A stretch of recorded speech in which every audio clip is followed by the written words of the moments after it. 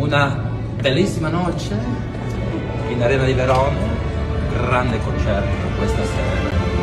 We make a dedication to grande Luciano Pavarotti and I cannot wait to go on stage and perform. Mamma mia.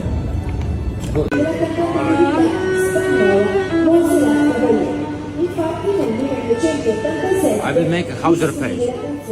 Hauser and Giulia Cello shared joyful moments backstage at the Arena di Verona, just hours before the grand tribute to Luciano Pavarotti.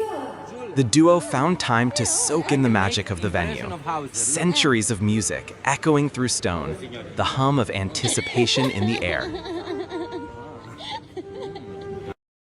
The echoing stone. The great stone horseshoe of the Arena di Verona was silent. Just hours before the grand tribute, a deep, beautiful quiet settled over the ancient stage.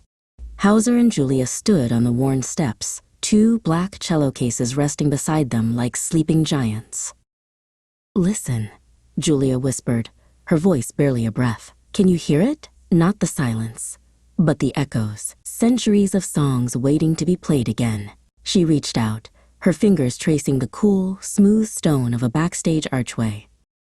Hauser smiled, a soft sound in the enormous space. Every musician who has ever stood here, every tenor, every note of triumph or sorrow, it's all packed into these walls. Tonight, we get to be part of the story. They had found a small, hidden room, tucked away behind the modern velvet curtains. It was dusted with history, lit by a single, high window that framed a perfect, glowing sliver of sky. This was their quiet magic. Their cellos, now free from their cases, lay on a tapestry-covered table. They looked like two beautiful, brown friends, ready to sing. Hauser picked up his bow and drew it gently across a string. A deep, resonant hum filled the air. Giulia laughed, a sound that chased the dust motes into the light. "You woke it up. Now the music knows we are here. Now the magic knows it's time to begin."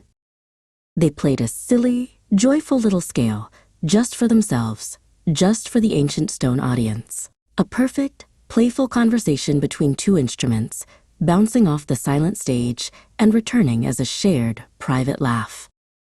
Then, a new sound began. Not the deep hum of the cello, but a softer, steadier rumble. The audience was arriving. Thousands of happy footsteps filling the great space, ready to receive the music. Giulia took a deep breath, smoothing the collar of her concert dress. The nervousness was a bright, buzzing energy, but stronger than the nerves was the pure, joyful readiness to share the magic. Hauser nodded, reaching out his hand.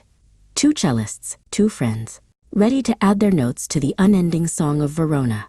And as they stepped from the dark wing into the brilliant golden light, the magic was complete.